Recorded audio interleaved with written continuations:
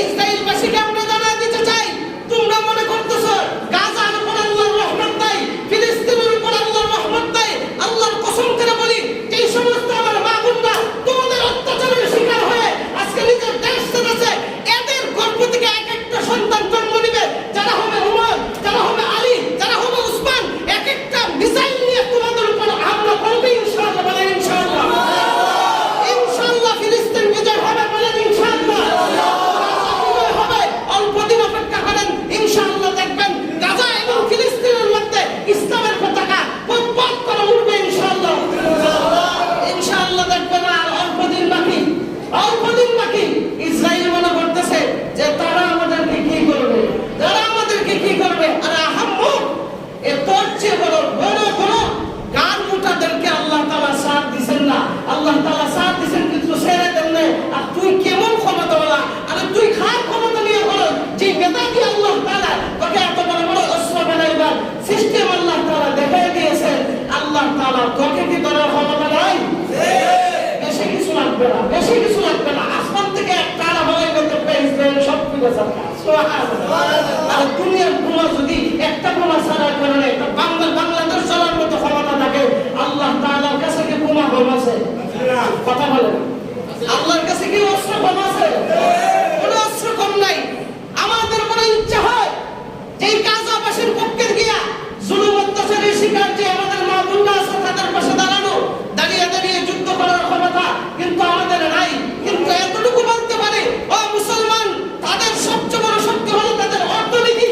তাদের অর্থনীতি যদি দুর্বল হয়, আল্লাহর কসম করে বলি ইসরায়েল একটা বোমা ছাড়ার মতো ক্ষমতা তাদের হবে না। বলেন ঠিক না নাকি? তাদের অর্থনীতি দুর্বল করতে হবে কি হবে না? অর্থনীতি দুর্বল কেমনে করতে হবে? বাজারে তাদের যত পণ্য আছে, যত পণ্য আছে সব কিছু বয়কট। বলেন বয়কট, বয়কট, বয়কট। ইসরায়েলের পণ্য, ইসরায়েলের পণ্য বয়কট। আমাদের এটা ঈমানি দায়িত্ব। আর যদি বলেন আমরা যদি আমাদের দোকান থেকে কয়েকটা বোতল সরাই দিই, এই জন্য কি ইসরায়েল তুলন হয়ে যাবে? আরে ভাই আপনি কি বলেন?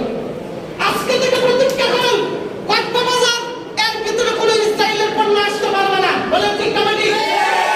প্রতিজ্ঞা করেন। আল্লাহর কসম, সারা বাংলাদেশে এই উত্তাল শুরু হয়ে গেছে। দেখছি প্রত্যেকটা বাজারের ভিতরে ইসরায়েলের পণ্য যখন ঢুকে তখন ফিরে আসে। সুবহানাল্লাহ বলেন। আর আমাদের পার্শ্ববর্তী রাষ্ট্র ইন্ডিয়া আমাদেরকে বলছিল পেঁয়াজ দিবে না, আলু দিবে না, বলছিল কি বলছিল না?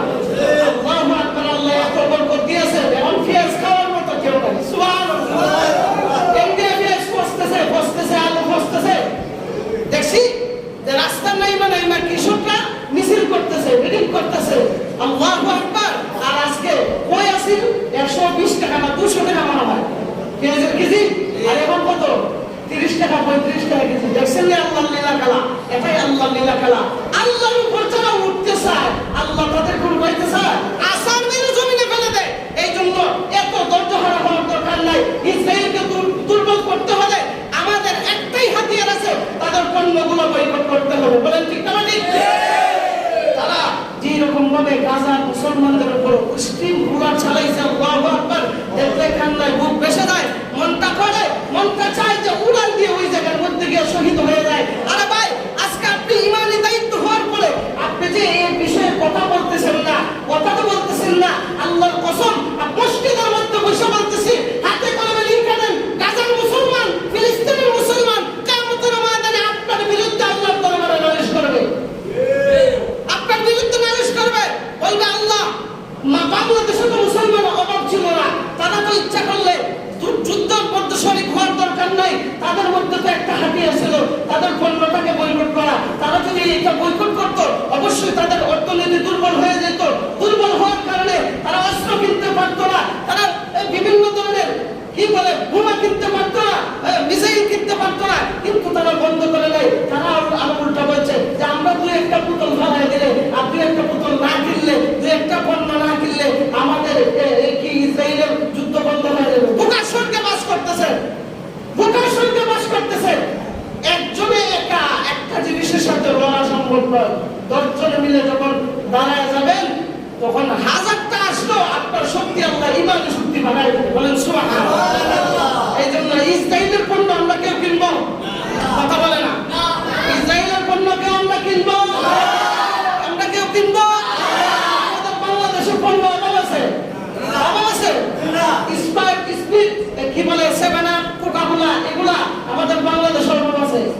বাংলাদেশে একটা কি বলে কোকা-কোলার পরিবর্তে একটা বেরিয়েছে না মজু বেরিয়েছে, এটার থেকে 1 টাকা করে ফিলিস্তিনরা বলে সুবহানাল্লাহ, এটা খাইবে। কোকা-কোলা কেন খান? এখনো অনেকের দোকানের মধ্যে দেখা যায় কোকা-কোলার সাইনবোর্ড লাগানো আছে না নাই? বলে সিনে ফেলে দিবেন। তবে একটা বিনীত অনুরোধ, সাবধান, সিলেট আমি দেখছি অনেকে যে এটার নাম করে লুটপাট করছে, বলেন নাউজুবিল্লাহ। এই সমস্ত খাবার যারা করছে তারা সম্পূর্ণরূপে কাফেরের কাতারে চলে গেছে, কারণ তাদের ঈমান নষ্ট হয়ে গেছে। যে ব্যক্তির ঈমান নাই ওই ব্যক্তি কখনো মুসলমানিত্বের কাতারে থাকতে পারে না। ইসরায়েলের পণ্য বয়কট করতে গিয়ে বাটা জুতা চুরি করে বাড়িতে রয়ে গেছে, আছে না নাই? দেখছেন কি আপনারা দেখলেন না দেখলেন, আমি দেখছি বাটা জুতা প্যাকেট করে বাড়িতে নিয়ে গেছে, আর একটা শেষ পর্যন্ত জুতা খাওয়া শুরু করে দিচ্ছে। এই জন্যই এই সমস্ত কারবার করবেন না। যারা এই পণ্যগুলো ক্রয় করছেন নিজ দায়িত্বে আল্লাহর উপর একটু তাওয়াক্কুল করে, হয়তো আপনার একটু লোকসান হলো, আপনি ক্রয় করছেন একটু লোকসান করছেন, কিন্তু আপনি ইমানের দায়িত্বে ইমানের বলে বলিয়ান হয়ে একটু লোকসান করেই গেলেন, তো ইসরায়েলের পণ্য আমরা ব্যবহার করবো না ইনশাআল্লাহ। ইনশাআল্লাহ আমরা যখন কোনো ঠান্ডা খাইতে থাকবো আগে দেখবো ইসরায়েলের পণ্য কিনা, দেখবো কি দেখবো না? আলহামদুলিল্লাহ এখন বাজারে অনেক পরিবর্তন হয়ে গেছে। আমি নিজে বলি, আমি একটা সাবান কিনবো দেখি ইসরায়েলের পণ্য কিনা, আজকে থেকে না আমার আগ থেকে দেখি ইসরায়েলের পণ্য কিনা দেখি। দরকার নাই, এত ফ্রেশ হওয়ার দরকার নাই। আল্লাহ তাআলা কোরআনের মধ্যে ফ্রেশ হওয়ার জন্য বলে দিয়েছেন সূরাতুর রহমান, রোদের সামনে সূর্য সামনে বসিয়া সূরাতুর রহমান পড়ো যে আল্লাহ তাআলা কুদরতি ফ্রেশ হয়ে যাবে। সুবহানাল্লাহ। কোরআন হলো সবচেয়ে বড় ডাক্তার, আল্লাহর বড় ডাক্তার। কোরআনটা একটু পড়ো না, পড়লে দেখো আল্লাহ কি চিকিৎসা রাখছে। কোরআন তো তুমি আর আমি পড়ি না, পড়ে কারা? বড় বড় ডক্টর, বড় বড় ইঞ্জিনিয়ার যারা আছে, এগুলো রিসার্চ করে বিভিন্ন ওষুধের তারা উৎপত্তি করে। সুবহানাল্লাহ। আত্মিকপূর্ণ মুভি একটা কিতাব আছে, দেখেন অনলাইনে একটা ভাইরাল হয়েছে, আত্মিকপূর্ণ মুভি। ওটার মধ্যে আল্লাহ রাসূল কিভাবে চিকিৎসা করতেন ওটা সুন্দর করে তারা দিশা দেওয়া আছে। সুবহানাল্লাহ। তাহলে পৃথিবীতে যতই রোগ আছে এটার ঔষধ আল্লাহ পৃথিবীতে দিছে কি দিছে না? যদি না দিত মানুষের অবস্থা কেমন ভালো হইলো, সবাই দুঃখে দুঃখে পচে গলে মরত। এই জন্যই যে বলছিলাম 3 নম্বর হলো যে মানুষ মানুষের উপর জুলুম করে। ইসরায়েল যেমনি ভাবে মানুষ মানুষের উপর জুলুম করতেছে, আল্লাহর কসম ইসরায়েল এই কাজ থেকে পার পাবে না। তবে এত বড় হামলা হওয়া লাগবে না, সামান্য একটু হামলা দিয়ে আল্লাহ উড়াই দিবেন ইসরায়েলকে, বলেন ইনশাআল্লাহ। আমাদের 2টা হাতিয়ার, 1 নম্বর হাতিয়ার হলো দোয়া করা, 2 নম্বর হাতিয়ার হলো এদের পণ্য বয়কট করা। বয়কট করবো তো ইনশাআল্লাহ। আমরা আর কখনো ইসরায়েলের পণ্য ব্যবহার করবো না, খাবো না, প্রতিজ্ঞা করবো তো ইনশাআল্লাহ। আল্লাহ সবার প্রতিজ্ঞাকে কবুল করুন, বলি আমিন। যারা এখনো ভিতরে এই দুর্বলতা রাখছেন যে ইসরায়েলের পণ্য আমি ব্যবহার করলেই কি না করলেই কি, মিয়া তোমার ইমান দুর্বল, তোমার ইমানের মধ্যে ঘাটতি আছে, তোমার ইমান আগে ওয়াশ করো, ইমানকে ঠিক করো আগে। তুমি ইসরায়েলের পণ্য বের করে দাও, দেখবা বিকল্প আল্লাহ কত পণ্য আল্লাহ রেডি করে দেবেন। সুবহানাল্লাহ। রেডি করবে কি করবে না? ইনশাআল্লাহ অবশ্যই করবে। ইনশাআল্লাহ এগুলো আমরা আমাদের এই কসবা মসজিদ থেকে এগুলো বয়কট করলাম। আল্লাহ তাআলা সবাইকে কবুল করুন, সবাই বলি আমিন। আখির দাওয়ানা আলহামদুলিল্লাহি রাব্বিল আলামিন। আল্লাহুম্মা সাল্লি আলা